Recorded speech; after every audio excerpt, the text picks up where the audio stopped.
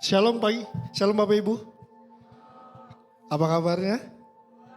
Luar biasa. Sungguh sebuah anugerah kita dapat berkumpul kembali di tempat ini untuk kita kembali mengucap syukur kepada Tuhan. Dan kita mau melupakan setiap aktivitas kita selama 1 minggu ini. Kita kembali ke tempat ini untuk menyerahkan diri kita di hadapan Tuhan. Dan sebelum kita mulai ibadah kita, mari kita bersatu dalam doa. Selamat pagi Bapa kami yang baik. Kembali kami datang ke hadirat-Mu Tuhan. Untuk kami berserah diri dan membawa persembahan hati kami di hadapan-Mu Tuhan. Kami mau melepaskan sejenak setiap aktivitas kami. Untuk kami disegarkan dan diperbaharui oleh kebenaran firman-Mu Tuhan. Dan biarlah setiap lewat pujian yang akan kami naikkan, itu dapat menjadi dupa yang harum di hadapan Tuhan. Jamah setiap hati kami ya Bapa, agar kami dapat mengerti setiap kebenaran firman-Mu yang akan diberitakan pada pagi hari ini. Yang siap untuk memuji Tuhan, mari sama-sama kita katakan, amin. Mari Bapak Ibu, saya jemput kita semua untuk bangkit berdiri. Kita mau berjalan bersama-sama dengan Tuhan. Apapun musim setiap kehidupan kita, Tuhan Yesuslah yang sanggup menolong setiap kehidupan kita. Sama-sama katakan. Mau berjalan dengan juru selamatku di lembah berbunga dan berair sejuk. Ya kemana juga aku mau mengikutnya, sampai aku tiba di negeri bakar.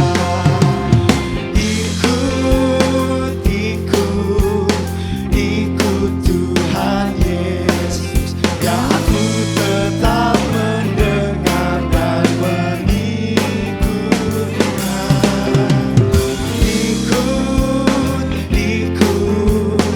Ikut Tuhan Yesus, ya kemana juga ku mengikutnya.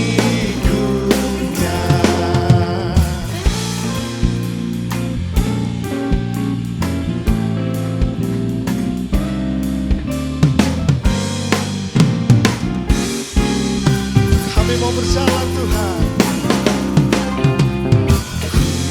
Mau berjalan dengan juru selamatku di lembah gelap, di badai yang menderu. Aku takkan takut di bahaya apapun, bila ku dibimbing tangan Tuhan.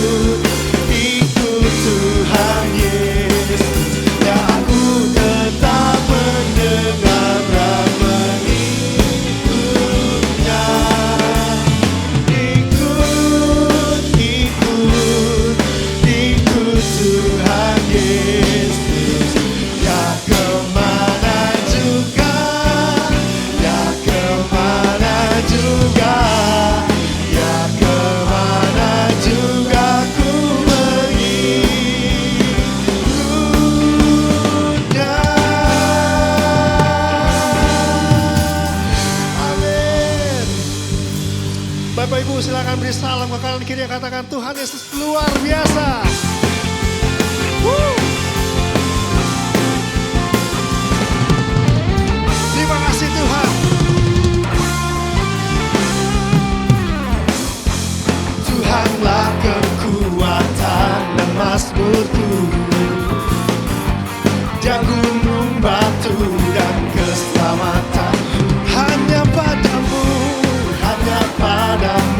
hatiku percaya. Kaulah menara dan kota perlindungan. Ku mau selalu bersyukur sebab cintamu padaku takkan pernah berubah. Hatiku percaya walau bumi bergoncang, gunung-gunung beranjak, namun kasih setiamu tak pergi dariku.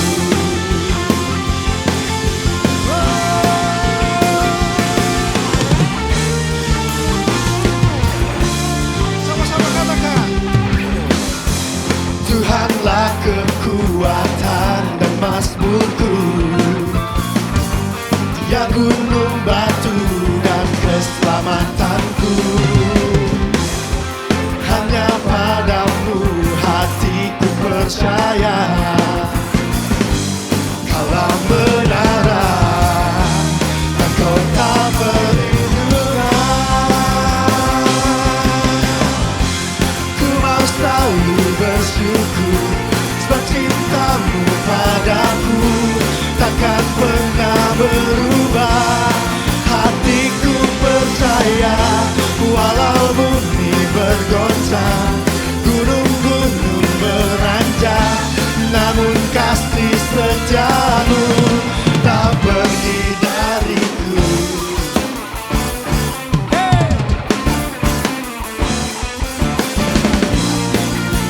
Kami mau selalu bersyukur Tuhan atas setiap kebaikan-Mu dalam kehidupan kami.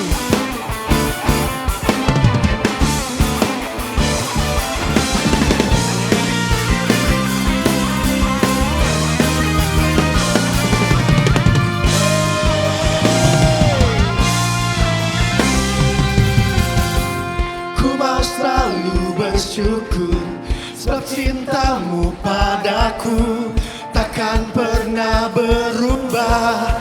Hatiku percaya walau bumi bergoncang, gunung-gunung beranjak, namun kasih setiamu tak pergi dariku. Ku mau selalu bersyukur sebab cintamu padaku takkan pernah berubah. Hatiku percaya walau bumi bergoncang, gunung-gunung beranjak, namun kasih setiamu tak pergi dariku. Ku mau selalu bersyukur sebab cintamu padaku takkan pernah berubah. Hatiku percaya walau bumi bergoncang, gunung-gunung beranjak, namun kasih setiamu tak pergi dariku. Kasih setiamu tak pergi. Kasih setiamu Tuhan. Kasih setiamu tak pergi dariku.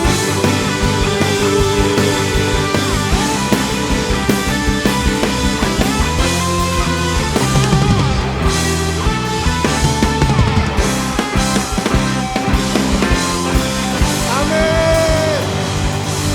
Silakan duduk Bapak Ibu Saudara.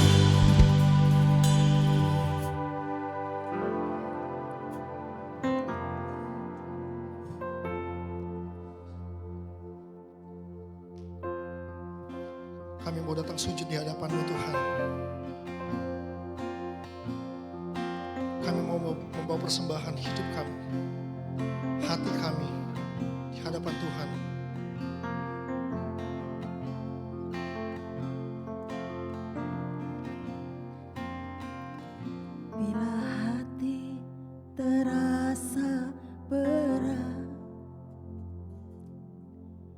Tak seorang pun mengerti bebanku. Ku tanya Yesus, apa yang harus ku buat? Dia berfirman, mari datanglah. Dia selalu pedulikan aku. Ku datang Yesus, Dia pikul segala bebanku. Sujud di altarnya, ku bawa hidupku, ku terima anugerahnya. Dia ampuniku dan bebaskanku. Dia ubah hidupku, barui hatiku. Sesuatu terjadi saat datang di altarnya.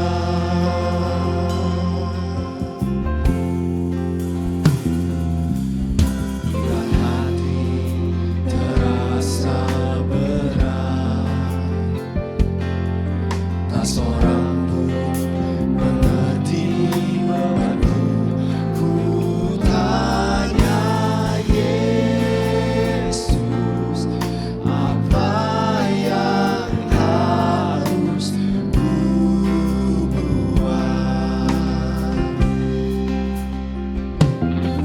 Dia berfirman, mari datanglah. Dia selalu pedulikan aku. Ku datang Yesus, Dia pikul segala bebanku. Sujud di altarnya, ku bawa hidupku, ku terima anugerahnya. Dia ampuniku dan bebaskanku. Ubah hidupku, barui hatiku. Sesuatu terjadi saat datang di altarnya. Sujud di altarnya, bawa hidup. Saya jemput kita semua untuk bangkit berdiri. Anugerahnya, Dia ampuniku dan bebaskanku.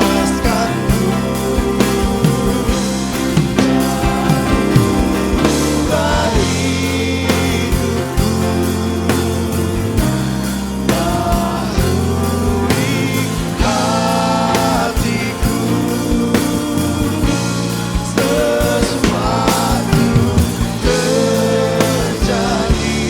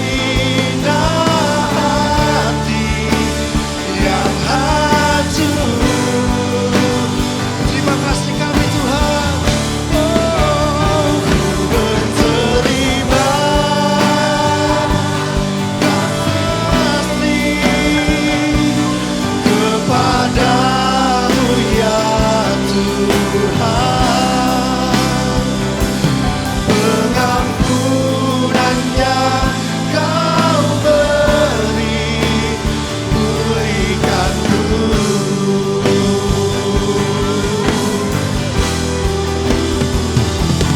Pengampunan yang Kau beri, pulihkanku. Pengampunan, pengampunan yang Kau beri, pulihkanku.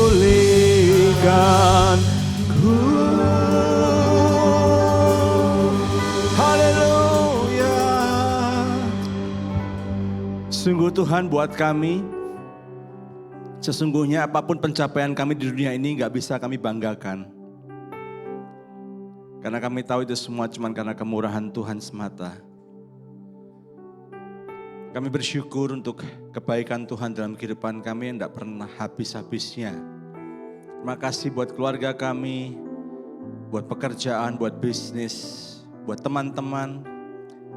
Terima kasih untuk gereja Tuhan di mana kami bisa bertumbuh. Kami punya komunitas rohani, kami dimuridkan, kami dibimbing. Terima kasih Tuhan. Sungguh kami bersyukur kami punya Allah yang luar biasa seperti Engkau. Setelah kami muji memuliakan nama-Mu dengan leluasa, kami mau duduk diam karena kami mau dengar akan firman-Mu.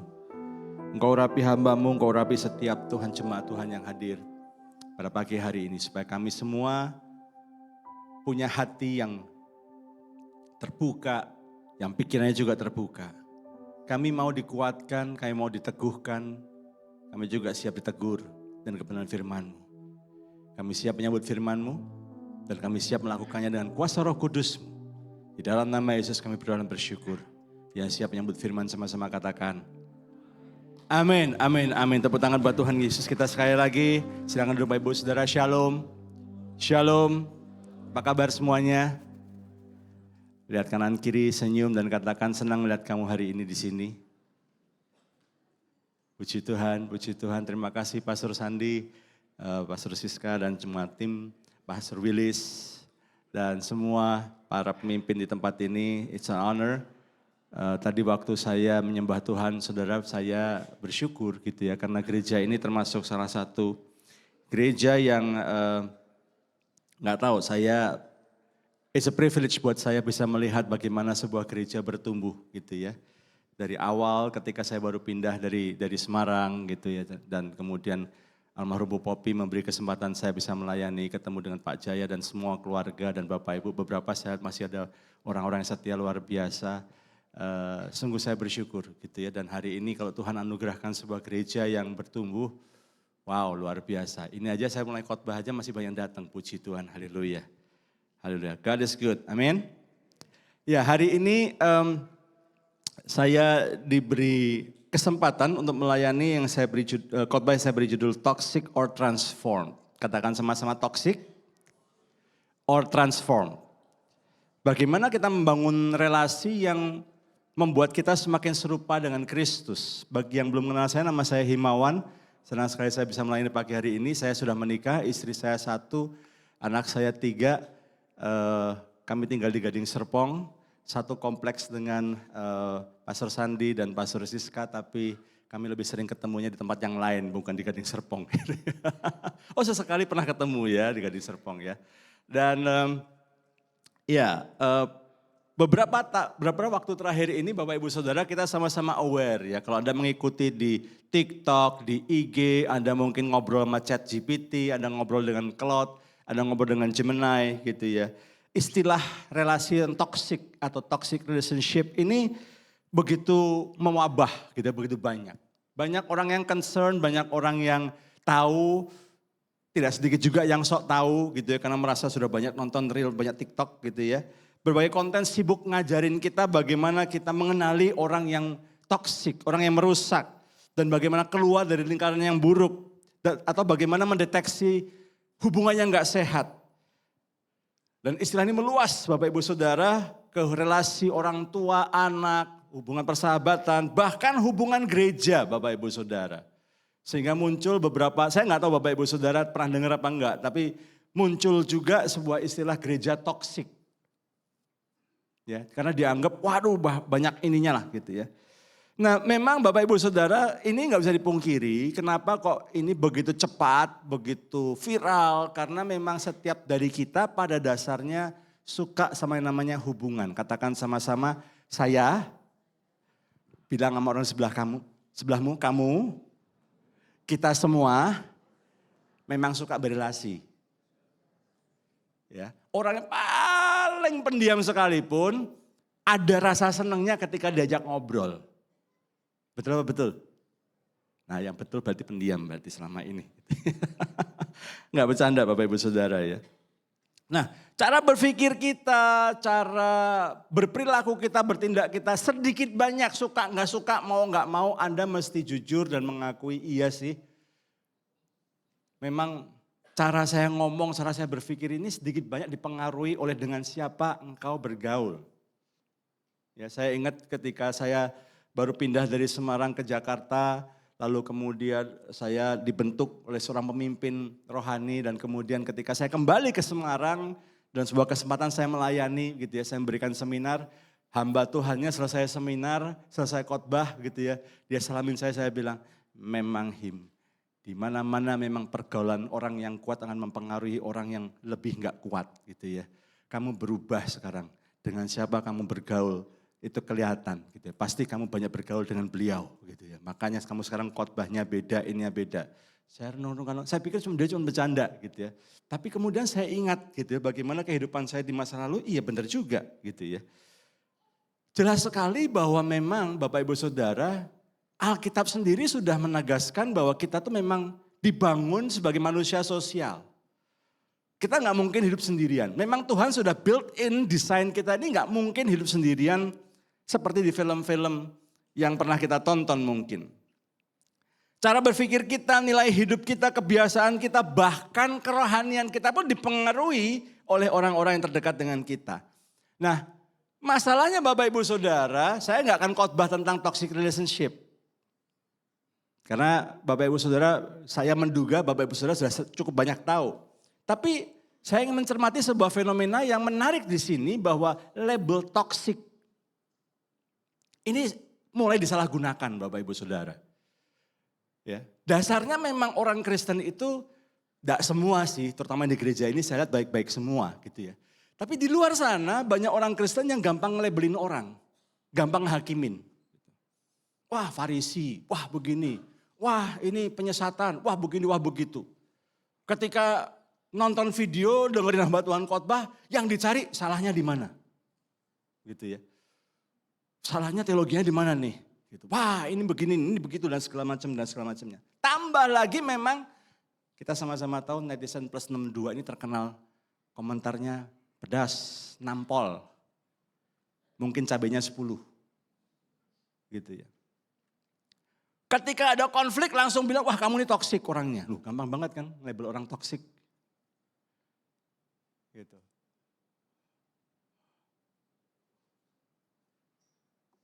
Cara ketika ada orang tua yang coba ngasih batas ke anak-anaknya, kasih boundaries gitu ya. Kamu nggak boleh gini, nggak boleh gitu. Papa mama toksik, mau ngekang saya. Ketika ada hamba Tuhan yang mau negur gitu ya. Loh, kamu itu pelayanan, mesti disiplin, bla bla bla bla bla. Pak pendeta terlalu keras. Pak pendeta tidak bisa menghargai kebebasan saya. Bapak mencoba mengekang saya. Bapak toksik. Ketika kita misalnya nih ngomong sama teman kita, gue kok kayaknya seneng kalau sama orang yang gini. Wah lu gak boleh gitu lu kan gak boleh. Itu kan jorok banget pikirannya gini. Wah kamu tuh gimana sih, kok gak support aku sebagai teman? Kok kamu gak bisa menghargai aku? Akibatnya Bapak Ibu Saudara, ukuran hubungan bergeser sekedar kenyamanan. Padahal Bapak Ibu Saudara, dunia berkata begini, kalau nggak nyaman tinggalin aja. Kalau toksik putuskan. Yang penting kamu bahagia. Gak salah di bagian sini, tapi kemudian ketika tanpa sadar saudara dengan gampangnya memberi label toksik. Hanya karena engkau gak nyaman, di situ letak masalahnya. Karena Bapak Ibu Saudara, standar kita mengukur toksik atau enggak bukan kita nyaman atau enggak. Disitulah banyak orang mulai keliru. Kalau saya nggak nyaman berarti relasi ini toksik. Kalau saya nggak nyaman di gereja ini toksik. Kalau saya nggak disupport oleh keluarga saya, padahal saya maunya begini, ku tahu yang ku mau, saya nggak disupport, keluarga ini toksik. Akhirnya kita dengan mudah memberi label toksik hanya karena kita nggak nyaman Bapak Ibu Saudara. Padahal standar toksik bukan demikian. Alkitab tidak pernah menggunakan kenyamanan sebagai tolak ukur utama. Dengar itu baik-baik. Nyimpang dikit.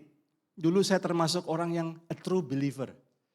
Wah, kalau dari Tuhan pasti kamu punya damai sejahtera di hati. Belakangan setelah saya mendalami firman, saya belajar lebih ini. Tidak semudah itu Ferguson. Gak selalu damai sejahtera di hati itu berarti dari Tuhan. Belum tentu loh. Kita mesti cek-recek dulu.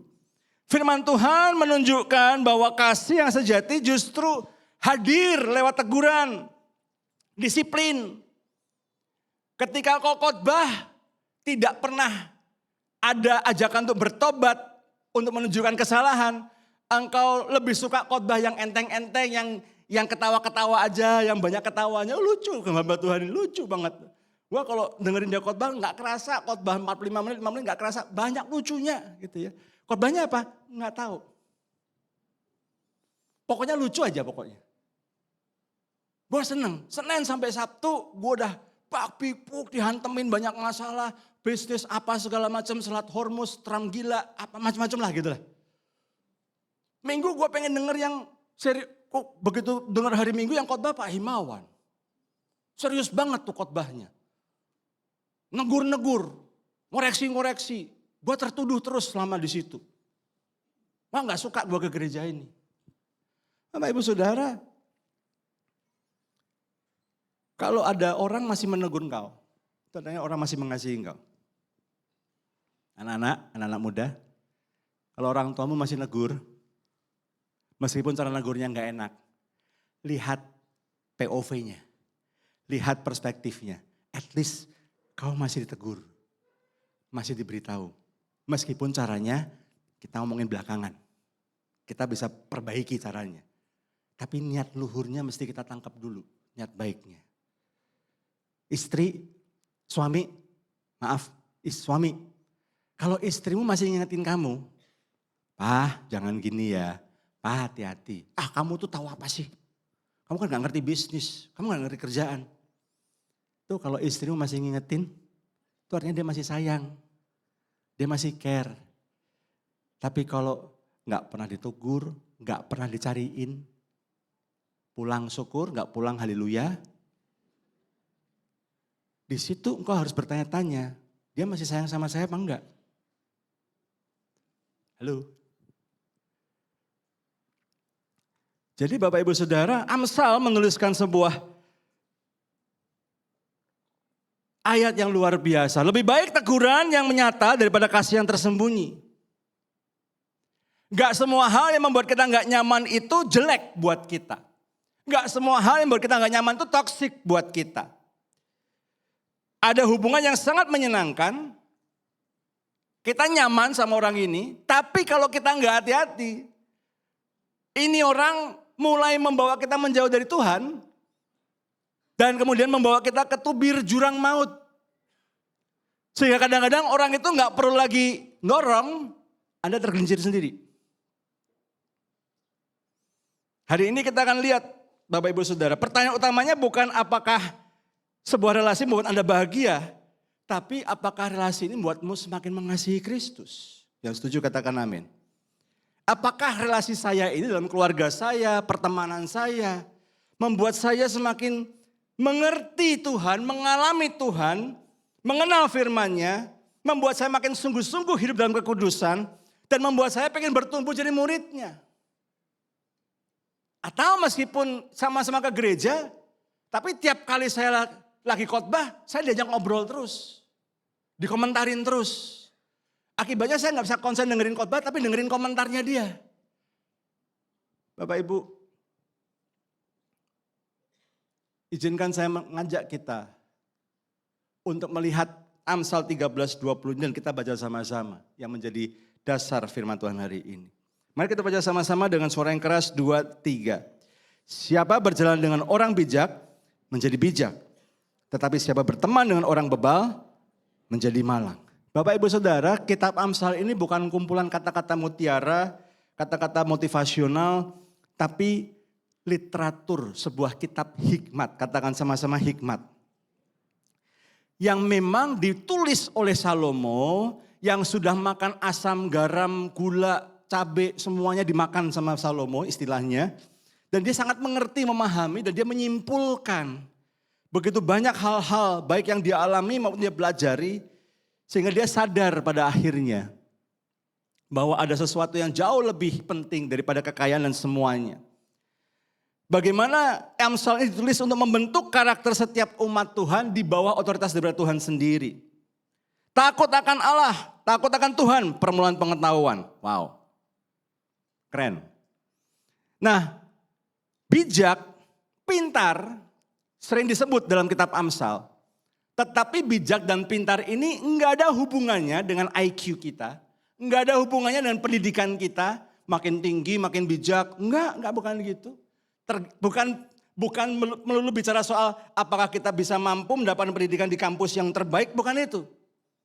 Tetapi orang bijak, orang pintar adalah mereka yang mau diajar. Katakan sama-sama mau diajar. Suaranya makin pelan. Mau diajar. Mau diajar. Mau ditegur. Mau dibentuk supaya hidupnya sesuai firman.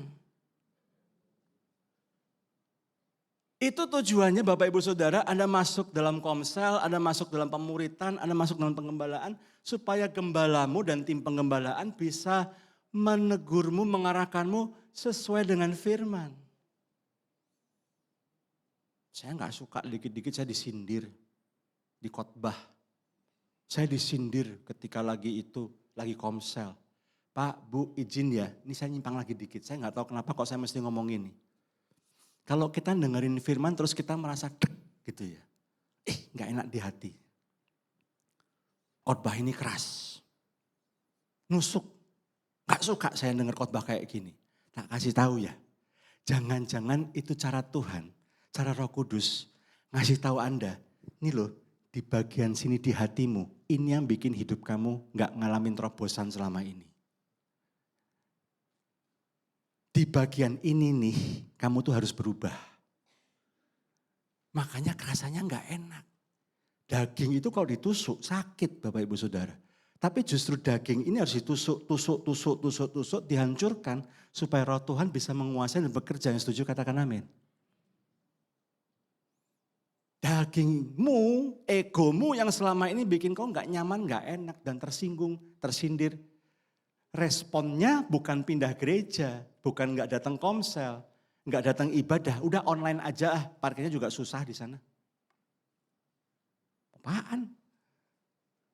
Ayo, respon yang benar ketika kau mendengar khotbah yang menegur, menusukmu adalah bertobat. Katakan sama-sama bertobat. Berubah, katakan sama-sama berubah. Ya. Jadi kalau orang bijak itu mau diajar, ulang lagi mau diajar, mau ditegur, mau dibentuk sesuai dengan firman Tuhan. Sebaliknya orang yang bebal kebalikannya. Dibilangin gak mau, ditegur nolak, pokoknya aku mau caraku begini. Aku gak mau berubah, caraku dari dulu udah begini. Mau gini gak mau ya udah. Lu terima gua kan, lu udah nikah sama gua mesti terima gua apa adanya. Ya adanya gua begini. Gue gak mau berubah. Di sini bahaya Bapak Ibu Saudara. Nah, itu orang bijak. Sekarang bagaimana dengan kata berjalan? Ada beberapa hal yang saya memang mau lebih berdalam di sini. Berjalan ini bukan sekedar berjalan sama-sama. Bukan sekedar outing, sama-sama ke Bandung, sama-sama ke Puncak, sama-sama ke Jogja 2 minggu lalu. 2 minggu lalu ya, benar ya. Kami sekeluarga bertujuh. Bertujuh kenapa kok bertujuh Pak? Kan anaknya 3, betul. Tapi yang 2 sudah punya gandengan. Jadi gandengannya yang serius kita ajak juga gitu ya. Ke Jogja sama ke Semarang. Itu jalan-jalan sama-sama, happy.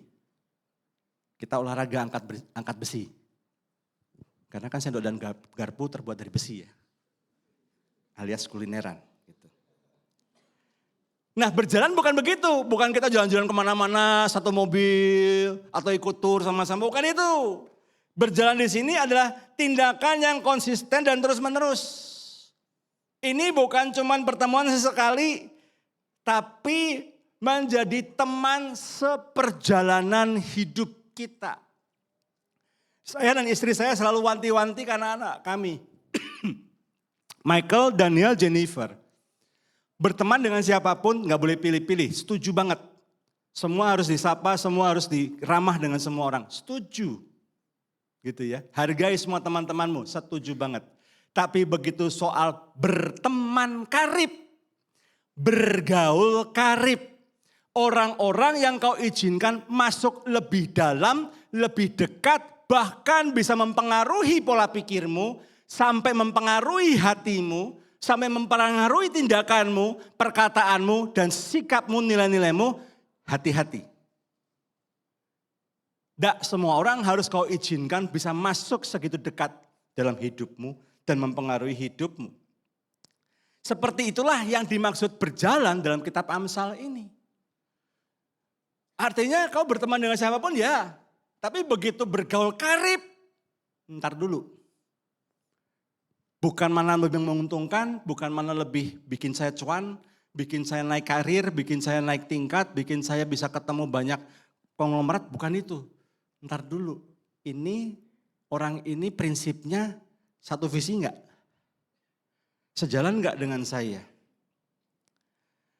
Pengaruh ini Bapak Ibu Saudara, kenapa kita mesti hati-hati? Karena namanya pengaruh itu berjalannya pelan-pelan. Pelan-pelan. Makin deket, makin sering ketemu, makin sering samaan. Ya, terus menerus. Karaktermu akan menyerupai tanpa kau sadari orang yang kau izinkan jadi teman seperjalananmu. Teman karibmu. Kalau kau terbiasa bergaul, berjalan bersama dengan penggosip, lama-kelamaan kau akan terpengaruh jadi penggosip. Halo? Kalau kau terbiasa berjalan, berkumpul bersama dengan orang-orang yang selalu negatif dengan pemerintah, maka kau akan jadi orang yang negatif dengan pemerintah. Sama kayak engkau bersosial media Bapak Ibu Saudara. Sekali engkau pantengin sebuah video singkat, selama beberapa detik, bahkan mungkin semenit lebih. Algoritma sosial media mencatat nih orang suka model video kayak gini. Lalu kemudian kau akan dimunculkan terus yang mirip-mirip seperti itu. Karaktermu akan terbentuk. Dan Paulus mempertegas prinsip ini dengan 1 Korintus 15 ayat 33. Pergaulan yang buruk merusak kebiasaan yang baik. Merusaknya enggak langsung Bapak Ibu Saudara. Tapi pelan-pelan. Pelan-pelan mulai merusak. Bapak Ibu Saudara, siapa yang membentuk hidupmu? Pertanyaannya. Orang bijak atau orang bebal?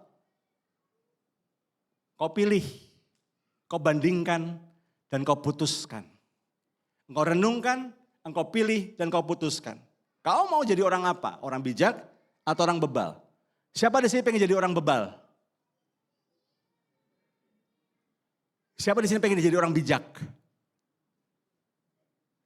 Siapa di sini tangannya sakit lagi nggak bisa angkat tangan?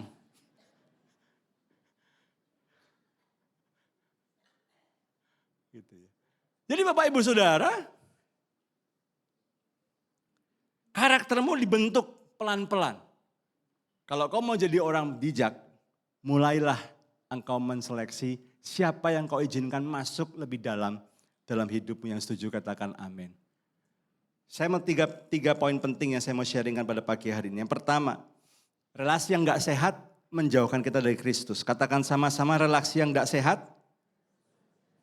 menjauhkan saya dari Kristus. Relasi yang merusak jarang sekali terbentuk dari satu hal yang sangat dramatis. Biasanya pelan-pelan Bapak Ibu Saudara. Teman nge-gym, teman nonton bola. Tadi pagi Inggris menang 6-4. Tapi menangkan sesuatu yang gak penting. Juara ketiga. Bukan gak menghargai sih, tapi ya gitulah. Nanti malam udah, wah bakal ada final. Sudah ada mulai merancangkan, besok izin sakit apa ya? Saya berdoa saya gak memberi ide. Di Singapura udah langsung jam sekolahnya disiangin. Supaya bisa nonton gitu ya. Sayang menterinya di Singapura bukan di Indonesia. Prosesnya berjalan sangat halus. Dan pelan-pelan mulai kita berkompromi kecil-kecil. Lu tiap kali doa makan, tiap kali doa makan. Tiap kali makan doa, tiap kali makan doa. Nggak usah lah. Makan 5 star ini, fine dining. Nggak usah doa. Nah kalau di warteg baru lu doa. Di rumah apalagi kalau bini lu yang masak lu doa.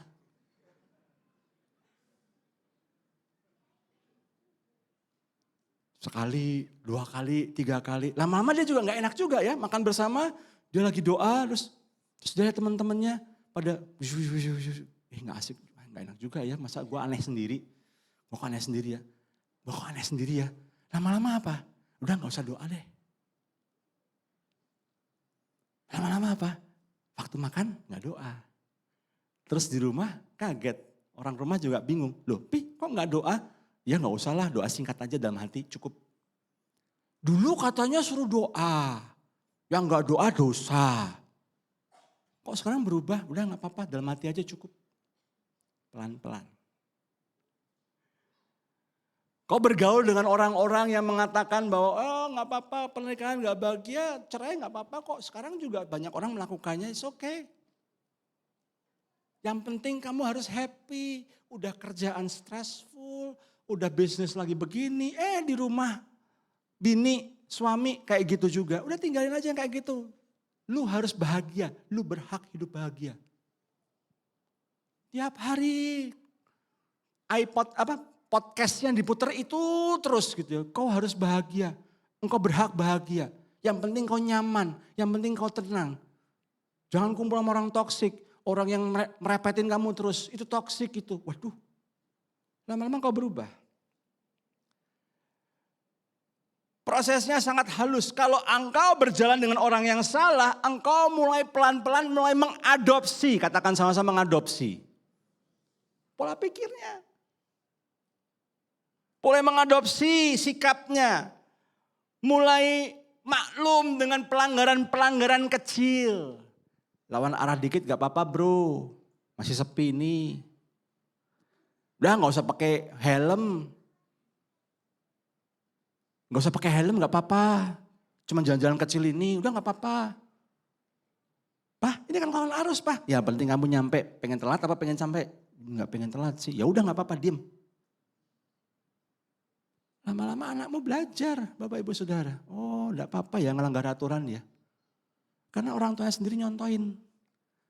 Dan nanti kalau anakmu mulai ngelawan sama engkau. Aturan yang kau bikin jangan kaget.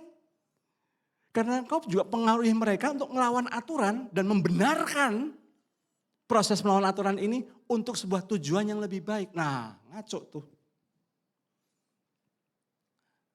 Ini strategi yang sangat mematikan. Hatimu mulai bergeser. Engkau mulai terbiasa untuk menormalisasi pelanggaran. Pola pikir mulai berubah. Akhirnya engkau jadi terbiasa untuk melawan aturan termasuk aturannya Tuhan. Akhirnya engkau bilang, oh Tuhan itu cuma hari Minggu aja. Tanpa sadar, pelan-pelan. Engkau mulai mengurangi waktu sama Tuhan, menjauhi komunitas dan merasa diterima di lingkungan yang kompromis. Di sini inklusif, semua diterima, semua dirangkul, semua dihargai sebagai manusia. Nggak ada salah, nggak ada benar, itu relatif. Sounds familiar? Dalam proses psikologi namanya ini adalah proses observasi dan imitasi lingkungan. Engkau masuk, engkau pelajari, engkau pelan-pelan mulai mengadopsi. Supaya engkau diterima di lingkungan itu. Itu kenapa Bapak Ibu Saudara dengan siapa kau bergaul sangat pengaruh. Tapi bukan cuma sekedar pengaruhmu bergeser hati, bukan cuma sekedar konsepmu berubah. Tapi Alkitab melihat dampak yang jauh lebih tepat, lebih dalam lagi. Yaitu arah hatimu mulai menjauh dari Allah. Kalau engkau mau mengevaluasi hubungan, jangan lihat nyaman atau enggak nyaman. Engkau diterima atau enggak di situ. Tapi pertanyaan kritisnya, apakah relasi ini membuatmu semakin mencintai Tuhan? Semakin dekat dengan Tuhan? Semakin mau melakukan firman? Apakah relasi ini mendorong saya untuk mengalahkan daging saya? Mengalahkan ego saya, menghancurkan ambisi pribadi saya yang enggak sesuai firman. Kalau itu yang terjadi, kalau justru engkau sadar, tanpa sadar hubunganmu selalu berorientasi untuk menjauh dari Tuhan, pelan tapi pasti. Engkau mulai nerima dosa, membenarkan, berkompromi, melegalkan. Sehingga kebenaran menjadi relatif, hati-hati saya bilang. Di titik ini engkau harus berani tarik garis tegas. Yang setuju katakan amin. Karena teman-temanmu yang menerima engkau, yang tidak pernah menyuruh engkau bertobat, yang selalu ngepuk-ngepuk engkau enggak apa-apa, yang penting kamu nyaman, yang penting kamu bahagia, tidak akan lagi bisa membelamu di hadapan Tuhan ketika penghakiman terakhir. And that's scary. Teman-temanmu yang ngerangkul kamu, yang cheer up ketika kamu mulai minum, yang mulai laki lu ya, mulai berani minum lu, mulai berani ngerokok lu, mulai berani ngobat lu, laki beneran berarti lu tuh gitu ya. Itu nanti di tata penghakiman gak bisa ngapa-ngapain, gak bisa belain Anda. Saya percaya dan segenap hati saya setiap dari kita harus mempertanggungjawabkan setiap keputusan kita di dunia ini di hadapan Tuhan. Yang setuju katakan amin. Hubungan yang sehat orientasinya selalu pada transformasi. Katakan sama-sama transformasi. Engkau berubah menjadi lebih baik. Engkau berubah menjadi semakin serupa dengan Kristus. Engkau menjadi semakin berubah, semakin mau melakukan firman. Bahkan semakin haus untuk bergaul dengan firman. Itu relasi yang benar. Relasi yang sehat. Yang kedua Bapak Ibu Saudara yang mau saya sampaikan. Kasih selalu disertai hikmat. Katakan sama-sama kasih selalu disertai hikmat. Kebanyakan dari kita punya dua ekstrim dalam hidup ini, dalam relasi. Yang pertama ekstrimnya adalah tetap bertahan dalam hubungan yang sudah pasti toksik. Kenapa? Karena menganggap batasan ini enggak mengasihi. Saya nggak toksik di situ kok. Saya ngapain aja, saya oke-oke aja. Saya berpendapat apapun diterima. Saya nggak disalahin, saya nggak ditegur. Kalau saya salah ngomong, saya nggak ditegur. Dengar saya baik-baik. Kadang-kadang hubungan yang toksik itu nggak kerasa sebagai hubungan yang toksik karena dia membiarkan dosa. Dia nggak terang-terangan ngomong ini salah. Dia nggak dengan bluntly mengatakan engkau harus bertobat. Kamu ini harusnya kamu itu mati oleh karena dosamu. Tapi Yesus itu mati di kayu salib buat tebus kamu. Gini cara kamu membalas kasihnya Yesus dalam hidupmu. Waduh, ini keras banget. Waduh, kok saya nggak nyaman. Saya nggak mau ketemu sama dia. Setiap kali saya ketemu sama dia, saya selalu tegur terus ada aja saya ini. Saya lebih suka sama teman-teman saya ngerokok nggak apa-apa. Mabok nggak apa-apa, main perempuan nggak apa-apa. Bapak Ibu, yang itu, yang semua dibolehin, semua diiyain, justru itu yang toksik. Halo? Justru itu yang menghancurkan kau pelan-pelan. Membuat kau jauh dari Tuhan. Ekstrim yang kedua dalam relasi adalah begitu ada nggak nyaman dikit, langsung putus hubungan. Ada gesekan, tinggalin, unfriend, unfollow, block. Ini terlalu ekstrim. Kasih sejati tidak berkompromi dengan dosa. Dengar baik-baik. Yesus bukan ketika Yesus bergaul dengan orang berdosa, bukan berarti Yesus setuju dengan dosanya. Halo? Saya ulang lagi ya. Ketika Yesus bergaul dengan orang berdosa, makan di rumahnya Zakeus, ngobrol dengan para pemungut cukai, bukan berarti Yesus setuju dengan dosa mereka. Tapi kehadiran Yesus, kasih Yesus, justru membuat Zakeus bertobat. Membuat banyak orang-orang bertobat. Orang-orang yang tadinya merasa terpinggirkan, orang tadinya merasa terbuang, merasa, kok aku dikasihi ya. Wow, karena kasihnya saya pengen berubah deh supaya saya bisa terus mendapatkan kasihnya. Saya harus berubah. Kasih Yesus mempertobatkan seseorang. Yesus terima orang berdosa, dia mengampuni orang berdosa, tetapi Injil mencatat bahwa dia tidak mempercayakan dirinya kepada semua orang karena dia tahu apa dalam hati mereka, dalam hati manusia. Yesus mengasihi semua orang, tapi dalam kedekatan relasi, Yesus benar-benar terlihat jelas. Murid-murid Kristus 12. Tapi pengikut Yesus ratusan bahkan ribuan. Tapi pun dari 12 murid Yesus ini cuman 3 yang dapat ruang khusus, dapat special treatment, special occasion, kesempatan khusus. Naik ke gunung ketika dipermuliakan ketemu dengan Elia dan Musa. Cuman 3 orang, enggak 12-12-nya masuk. Lihat ini baik-baik, Yesus memberikan sebuah contoh pola. Mengasihi semua orang ya.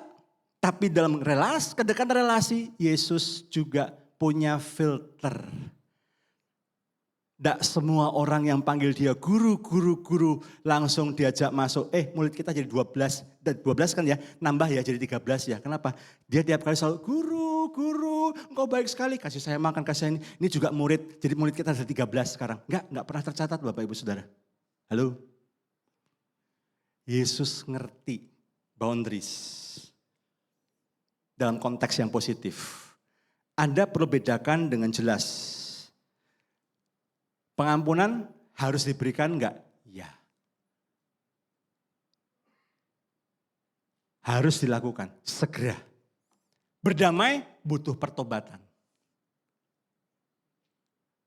Kalau percaya lagi, ini perlu waktu dan bukti pertobatan. Baru bisa percaya lagi.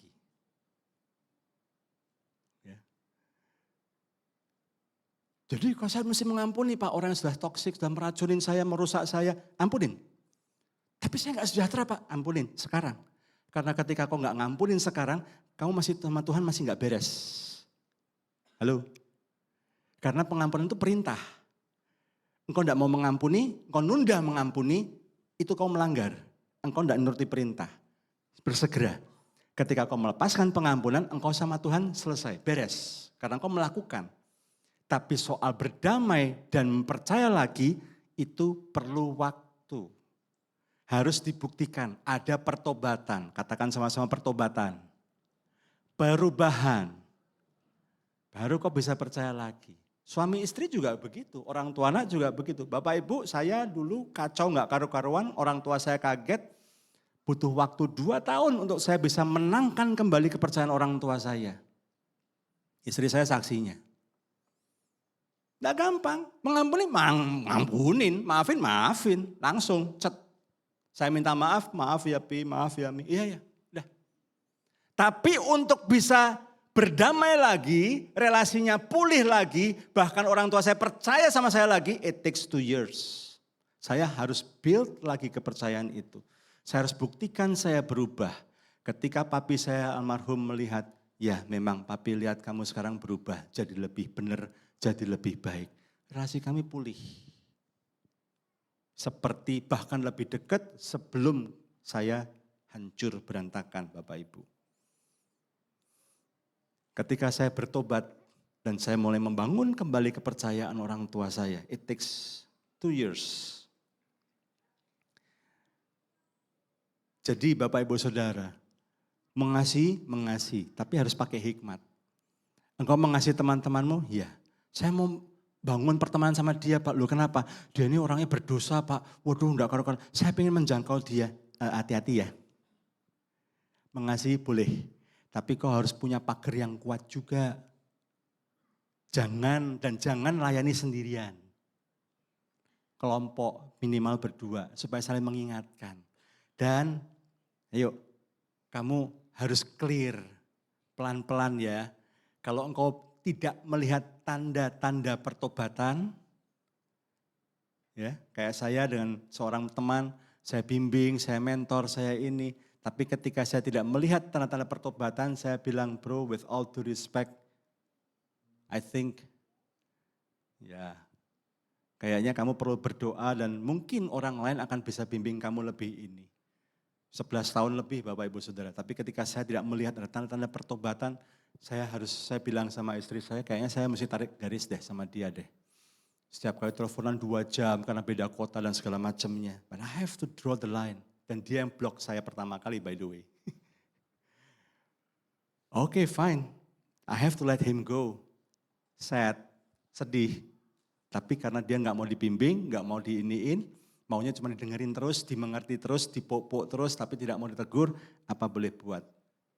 Saya hanya bisa mendoakan Tuhan pertemukan dia dengan orang yang lain lagi, yang bisa membimbing dia. Jadi Bapak Ibu Saudara, kalau kau mengasihi anakmu ya, kau kasihi dia. Tapi kalau koreksi ketika dia salah. Kau harus tegur ketika dia salah. Kau harus tuntun supaya dia berubah. Yang setuju katakan amin. Yang ketiga yang terakhir, Injil mengubah kita menjadi pribadi membawa pemulihan. Katakan sama-sama pembawa pemulihan. Kalau bahas tentang toxic relationship, biasanya yang paling bahaya adalah kalau kita memposisikan diri kita sendiri sebagai korban. Dengar saya baik-baik. Dalam hubungan yang toksik sekalipun, kita pun punya potensi jadi toksik. Halo? Halo? Saya ulang lagi ya. Kita punya potensi jadi orang toksik. Setiap dari kita. Kenapa? Karena memang kecenderungan natur hati kita yang sudah rusak oleh dosa. Memposisikan kita sebagai orang yang sebetulnya bisa toksik juga. Dan dengar ini baik-baik. Orang yang toksik, orang yang berpotensi menjadi toksik, berpotensi melukai orang lain, lewat kata-kata kasar, lewat sikap ego kita, lewat manipulasi. Karena itu Bapak Ibu Saudara, kita bukan cuma sekedar pindah lingkungan, hati kita harus diberesin. Katakan sama-sama hati harus diberesin. Kita gampang melihat orang lain toksik, pertanyaannya apakah jangan-jangan saya juga sedang jadi orang toksik?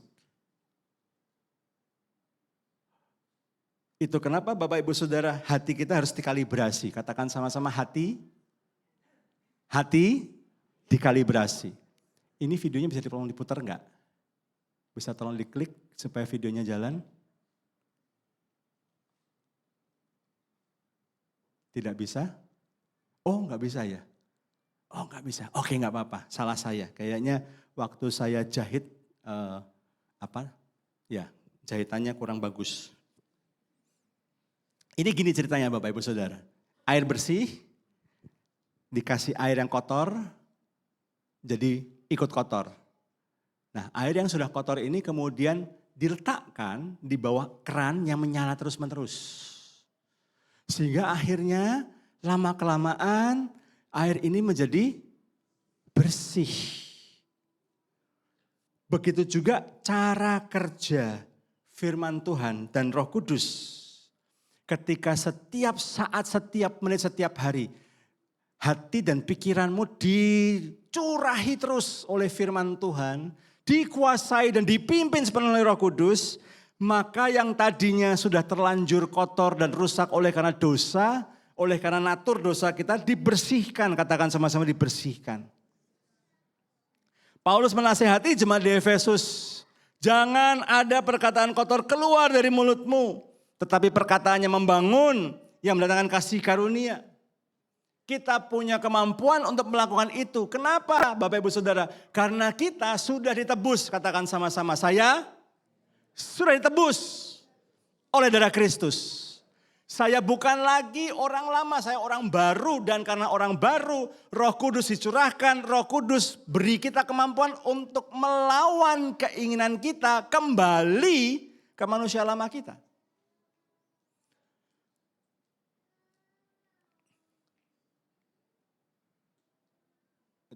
Bentar. Ini mundurnya bagaimana nih? Ini dia. Segala kepahitan, kegeraman, apa itu Bapak Ibu Saudara? Kecemaran apa lagi? Fitnah hendaknya dibuang. Artinya kita secara aktif, katakanlah sama-sama secara aktif. Mesti delete itu. Hapus itu. Dari hati kita. Segala kepahitan, sebaliknya Roh Kudus bekerja memampukan Anda mengampuni. Karena Tuhan sudah lebih dulu mengampuni Anda.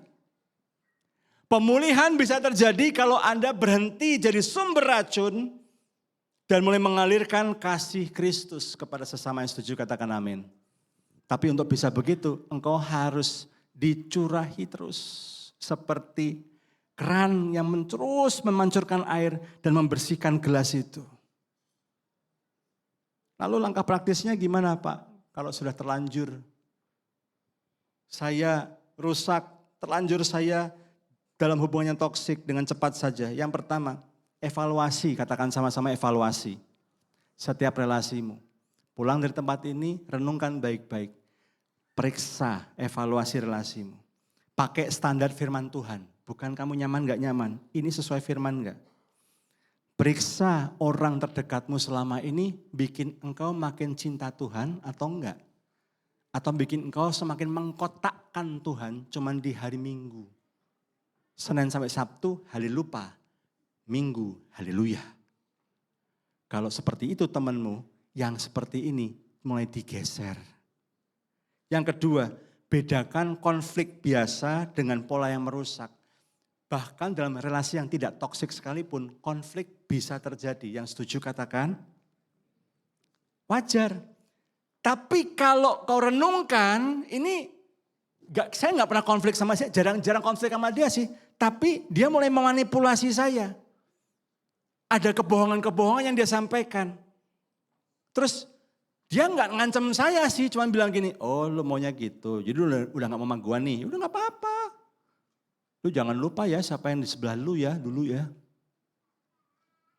Nggak ngintimidasi lo, nggak ngancam lo. Awas ya, lu jauh-jauh dari gua, awas lo. Nggak gitu Bapak Ibu Saudara. Intimidasinya bentuknya lain lagi. Oh lu mau sama dia, ya udah gak apa-apa. Bye. Jangan lupa ya siapa yang nemenin lu dulu ya. Ingat gak lu lagi terpuruk siapa yang nolongin lu. Kita jadi paisenggi. Iya ya. Tapi gimana dong. Aduh tapi itu merusak. Dia ngomongnya perilakunya gak sesuai firman. Tapi saya ada utang budi sama dia. Aduh. Paling susah ya, berdoa minta hikmat Tuhan. Tegaskan, katakan sama-sama tegaskan. Tetapkan batasan yang tegas, mengampuni mutlak, tapi enggak wajib untuk orang yang tidak ada tanda-tanda pertobatan, yang engkau harus tarik garis tegas. Engkau ampuni dia, engkau maafkan dia. Tapi begitu dia tidak ada tanda-tanda perubahan, ya emang gue nih emang gini bro, buat dulu masa lalu gue begini, bokap nyokap gue gini. Dia gak mau berubah, sibuk nyalain orang lain terus. Berlindung di balik luka masa lalunya, luka batinnya, tapi gak mau sembuh. Gak mau dibawa berobat, gak mau dibawa berubah. Daya modal kayak gini Bapak Ibu Saudara. Putar, cari yang lain. Engkau mengasihi dia, engkau mendoakan dia, tapi jaga jarak aman sama dia. Karena engkau sendiri pun lagi dalam proses pemulihan, yang setuju katakan amin.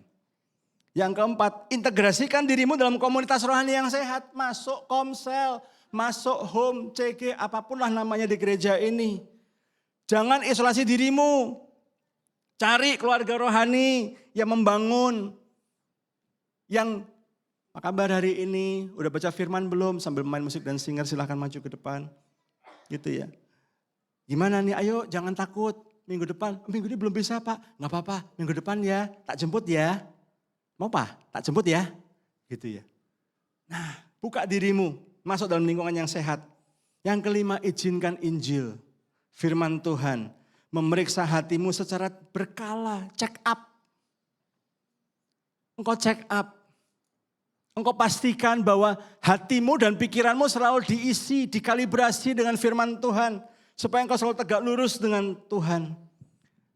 Supaya engkau kehadiranmu di tengah-tengah keluarga, di dalam pekerjaanmu enggak jadi racun. Tapi justru jadi pembawa pemulihan. Pemberi contoh yang baik. Pemberi teladan yang baik. Karena itu Bapak Ibu Saudara, banyak sekali orang tua yang kami ingatkan, kamu mesti ajari anakmu, muridkan anakmu. Caranya gimana Pak? Tugas kita sebagai orang tua, kita harus bertumbuh dalam firman dan kita harus muridkan anak kita. Supaya hati dan pikiran mereka selalu terkalibrasi terus. Selalu tegak lurus sama Tuhan. Caranya gimana Pak? Ini saya sudah minta izin dengan Pastor Sandi dan juga Pastor Willis. Bapak Ibu Saudara, jangan tanya caranya gimana Bapak Ibu Saudara. Bukunya banyak, penuntunnya banyak. Saya nggak ngerti mesti mulai gimana Pak caranya Pak. Kami di Family First, lembaga pelayanan yang saya pimpin, pakai cara yang simple. Kita bikin e-book lewat digital. Bapak Ibu bisa scan, download, pakai bukunya. Ada ayatnya, ada renungannya, ada refleksinya buat diskusi, ada doanya. Dituntun 15 hari. Kita ambil dari kitab Wahyu dengan perspektif yang benar. Anda nggak ditakut-takutin. Anda nggak akan diancam-ancam. Anda dibimbing untuk menemukan pengharapan. Ini cuma contoh satu aja Bapak Ibu. Tapi Bapak Ibu di abad 21 ini banyak sekali resources yang bisa Bapak dan Ibu gunakan untuk menguatkan dirimu sendiri dan kau bisa muridkan keluargamu dan lindungi mereka yang setuju katakan amin. Apa yang bisa kita bawa pulang hari ini Bapak Ibu Saudara? Pilih orang yang membawa kita makin dekat sama Kristus. Karena setiap hubungan itu membentuk hatimu dan pikiranmu. Choose wisely. Kerusakan terjadi karena kompromi-kompromi kecil yang terus-menerus kau lakukan. Bijaksana milih siapa yang paling dekat. Yang kedua, ingat, kasih harus berjalan dengan hikmat. Mengasihi iya, mengampuni iya. Tapi kemudian setelah kau ngampuni, langsung boleh lagi orang itu yang jelas-jelas toksik itu. Karena saling memanipulasimu, membawamu jauh dari Tuhan. Kau izinkan kasih akses sepenuhnya untuk masuk lagi dalam hidupmu. Enggak. Engkau harus tarik garis. Kalau dia sudah bertobat, baru seminggu Pak bertobatnya Pak. Ntar dulu, dilihat dulu. Pertobatan itu minimal 1 bulan, 2 bulan, lebih bagus lagi 3 bulan. Ajak konsisten pertobatannya, perubahannya, berarti memang sudah bertobat. Tapi kalau masih seminggu, 2 minggu, masih promosi. Dia mau dapetin kamu lagi, ntar dulu. Jangan cepet-cepet kasih dia masuk lagi. Tetapkan batasan yang sehat. Dan biarlah Injil mengubah kita menjadi pembawa pemulihan. Fokusmu bukan deteksi kesalahan orang lain. Fokusmu adalah ketika khotbah disampaikan, ketika firman Tuhan dibaca, fokusmu bercermin ke dirimu sendiri. Bukan kau temukan sesuatu untuk menyerang orang lain. Jangan baca firman, dengar khotbah cuman untuk dapat senjata untuk kau nyerang orang lain, untuk membalas orang lain. Itu membuat kau gak bertumbuh. Tapi ketika kau mendengarkan khotbah, kau membaca firman, itu kau cerminkan ke hatimu. Have I done this? Sudahkah saya melakukan ini? Sudahkah saya memahami dan melakukan hal ini dan mengajarkan hal ini kepada orang lain, terutama pada keluarga saya? Kalau belum, berarti saya yang harus bertobat lebih dulu, saya harus terima Injil ini lebih dulu, saya harus praktekkan ini supaya istri saya, suami saya, anak-anak saya, orang tua saya bisa melihat bahwa Injil itu hidup. Supaya mereka ngerti, supaya mereka juga bisa menjadi semakin serupa dengan Kristus seperti saya. Ini ya saya doakan menjadi rema, menjadi semangat dari setiap jemaat Tuhan di GBJ Lambar Timur ini. Rubah hatimu lebih dulu. Katakan sama-sama, rubah hati lebih dulu. Ketika hatimu berubah, pikiranmu berubah, maka itu akan attract, akan menarik orang-orang datang kepada engkau. Tapi kalau yang keluar dari mulutmu sumpah serapah, makian, kutukan, nyumpahin orang lain, ngutukin orang lain, ngancem-ngancem. Lu gak datang, awas ya, buat doain lu, berkat lu terhalang. Ada orang tua model kayak gitu di luar sana. Akibatnya apa? Anak-anaknya makin gak mau datang. Dikutukin terus soalnya. Mana ada orang tua kayak gitu ngutukin anaknya. Jengkel, marah boleh, tapi sebelum nyalain anak-anak, cek dulu dong. Jangan-jangan engkaunya yang bermasalah. Engkaunya yang toksik. Bertobat. Beresin. Supaya engkau tidak menjadi racun. Yang setuju katakan amin. Jadikan Kristus pusat dalam relasimu. Di dalam hidupmu. Minta tuntunan Roh Kudus supaya terus bertumbuh menjadi pribadi yang membawa dampak kehidupan dimanapun engkau berada. Saya ajak Bapak Ibu Saudara nyanyi sebuah lagu. Belum janjian, mohon maaf. Ubah hatiku. Ubah hatiku. Bisa. Saya sendiri gak tahu nada dasarnya apa. Boleh, itu juga boleh. Kita minta, bangkit berdiri Bapak Ibu Saudara, kita minta ini jadi doa kita. Ubah hatiku seperti hatimu.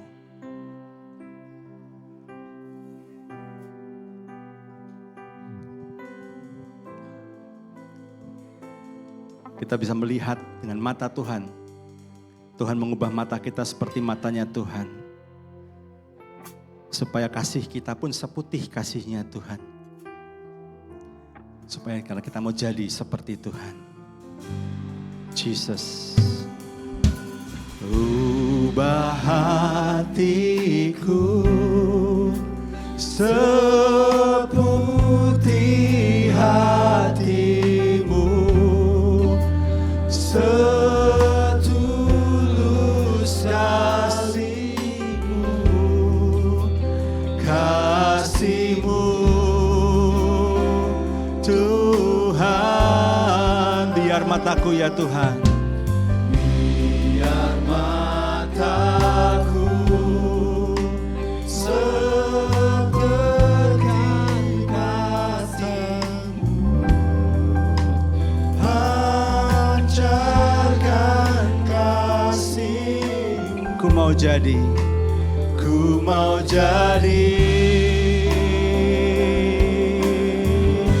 sepertimu. Kita minta sekali lagi Tuhan, ubah hati kita.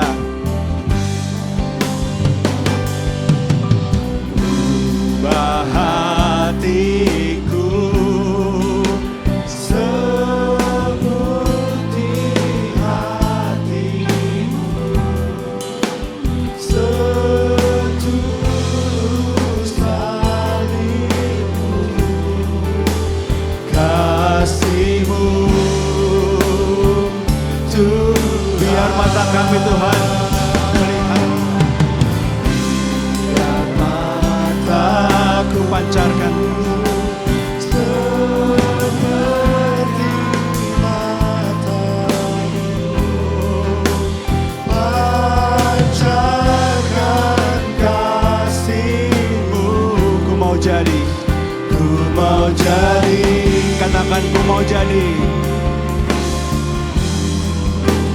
Ku mau jadi, katakan sekali lagi, ku mau jadi. jadi, ku mau jadi sepertimu. Bapa di surga, kami datang kepadamu Tuhan dengan segala keberadaan kami.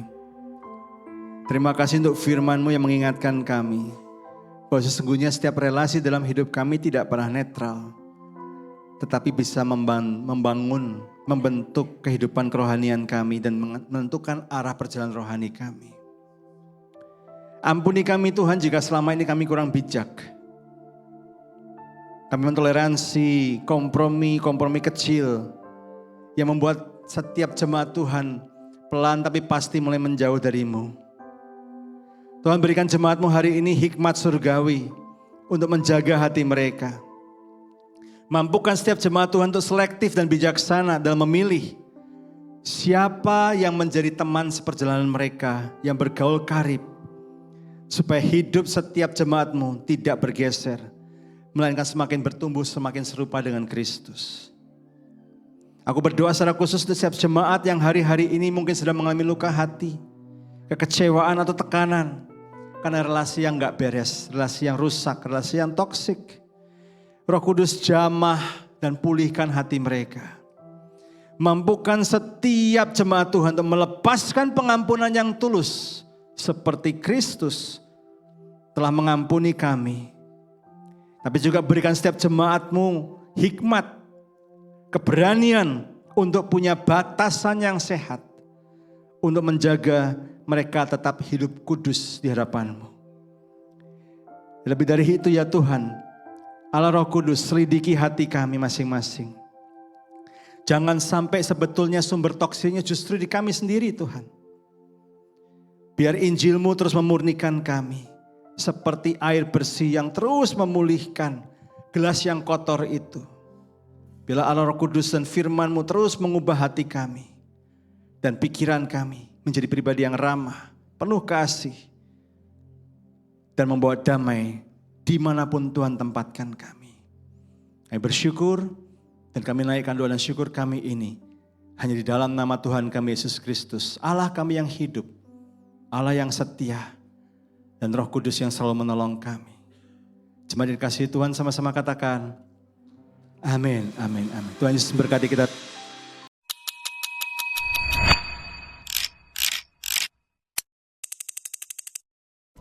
Shalom Jemaat GBI Lambar Timur, biarlah firman yang kita dengar pada hari ini dapat kita hidupi dalam kehidupan kita. Mari kita simak beberapa informasi penting untuk sepanjang minggu ini. Siang ini, pada pukul 1 siang, Teen Sunday Service akan kembali diadakan di lantai 2. Kemudian pada hari Rabu 22 Juli, ibadah WBI akan kembali dilaksanakan di gedung 52 lantai 2 pada pukul 5 sore. Para wanita akan sama-sama belajar tentang kasih yang nyata dan benar yang akan dilayani oleh Ibu Susan. Minggu 26 Juli, ibadah raya akan kembali dilaksanakan di gedung 52 lantai 3 pada pukul 8 pagi.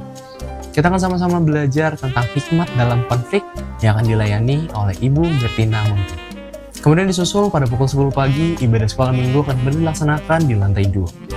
Anak-anak sekolah minggu akan sama-sama belajar tentang Yesus teladan kita.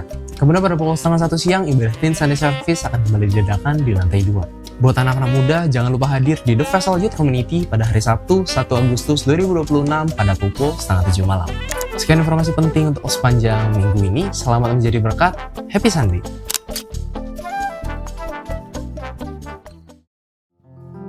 Amin. Ini berkati firman Tuhan, boleh lambaikan tangannya.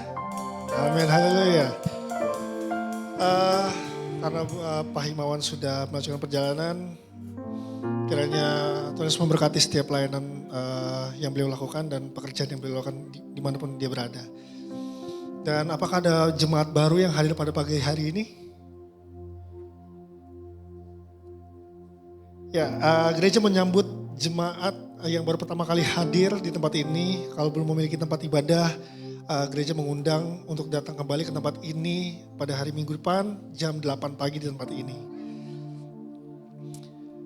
Ini kita akan memberikan persembahan bagi jemaat yang mengikuti ibadah secara online dapat mengirimkan persembahan saudara melalui barcode atau rekening yang tersedia di layar saudara.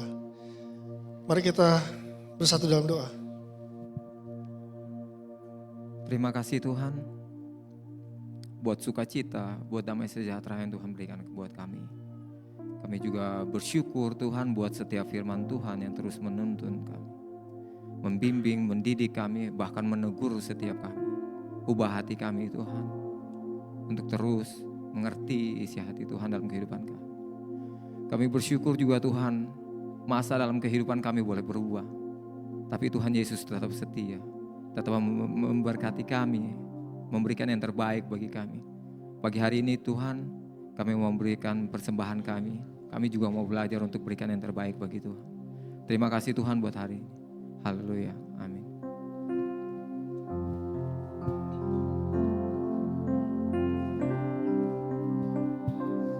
Yakin Kau hadir di sini, ku rasakan kuasa yang tak terbatas. Ku yakin Kau nyata di sini, kemenangan terjadi di sini, kesembuhan terjadi di sini, kelepasan terjadi di sini.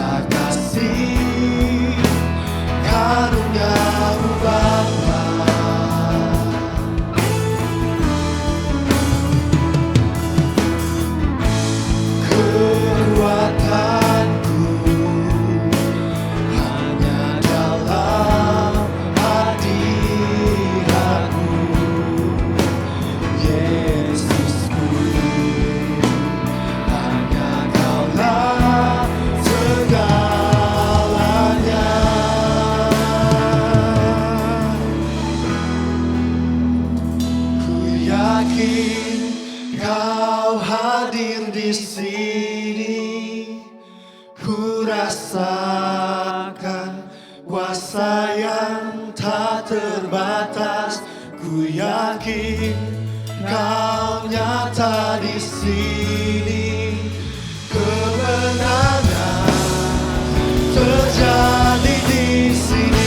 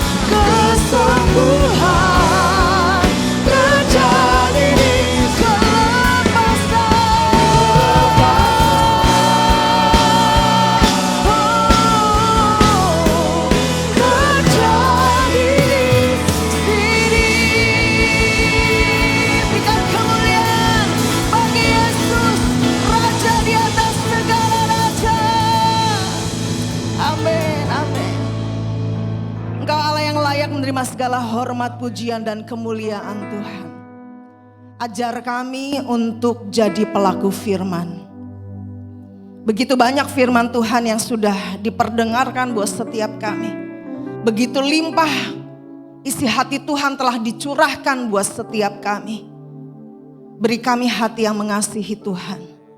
Karena hanya orang-orang yang mengasihi Tuhan yang mau melakukan perintah dan kehendak Tuhan di dalam kehidupannya. Biarlah kami boleh menjadi orang-orang yang melekat pada pokok anggur yang benar. Karena pada saat kami melekat, kami dimampukan untuk bertumbuh, bahkan berbuah. Berbuah gak cuma di satu musim, tetapi setiap kali kami terus menghasilkan buah. Buah yang banyak, di mana hidup kami boleh menjadi berkat bagi banyak orang. Mampukan kami Tuhan, dengan limpah kasih-Mu, kami bisa mengampuni orang yang bersalah kepada kami. Mampukan kami dengan limpah kasih-Mu untuk kami juga pulih dari segala luka hati kami. Untuk kami juga bisa pulih dari segala hal yang mungkin sudah merusak kehidupan kami. Mampukan kami Tuhan untuk terus berjalan bersama dengan Tuhan.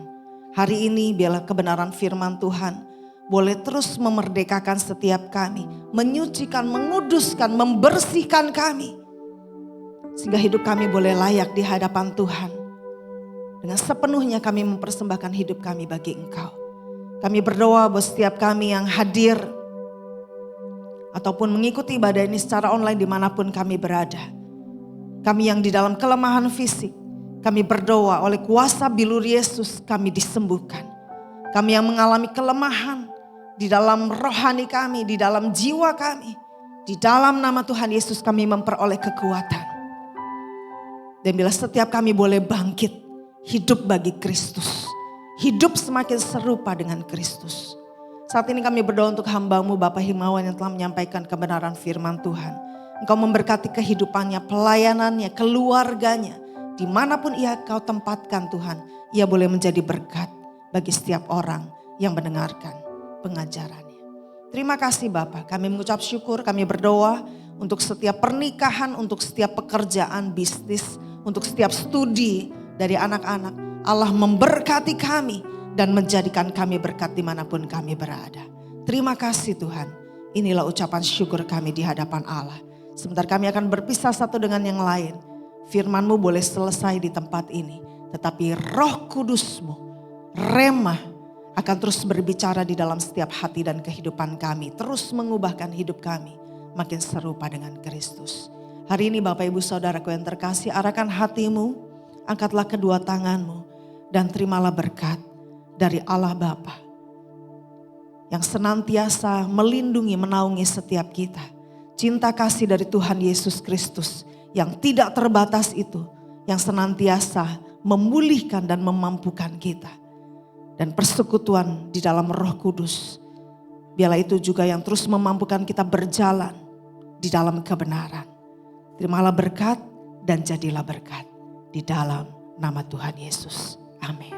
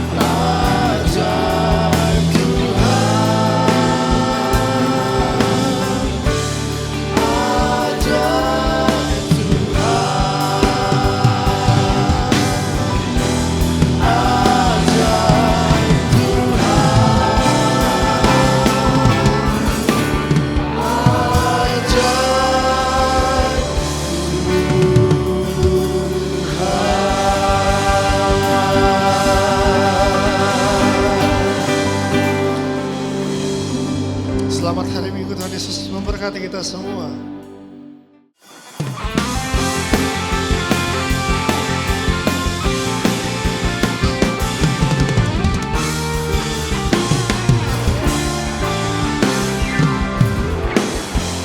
Tuhanlah kekuatan dan mazmurku,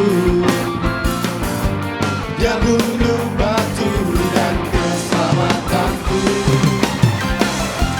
Hanya padamu hatiku percaya, Kaulah menara dan kota perlindungan. Ku mau selalu bersyukur, sebab cintamu padaku takkan pernah berubah.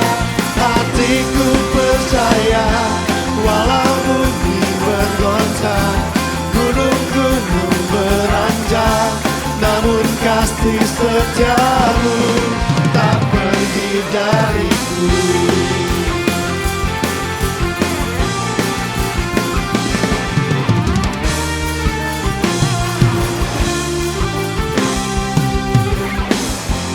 Tuhanlah kekuatan dan mazmurku,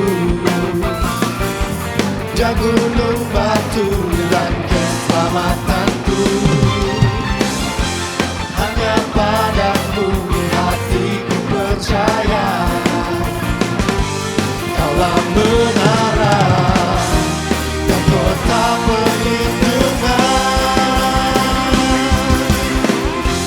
Ku mau selalu bersyukur, sebab cintamu padaku takkan pernah berubah. Hatiku percaya, walau bumi bergoncang, gunung-gunung beranjak, namun kasih setiamu tak pergi dariku.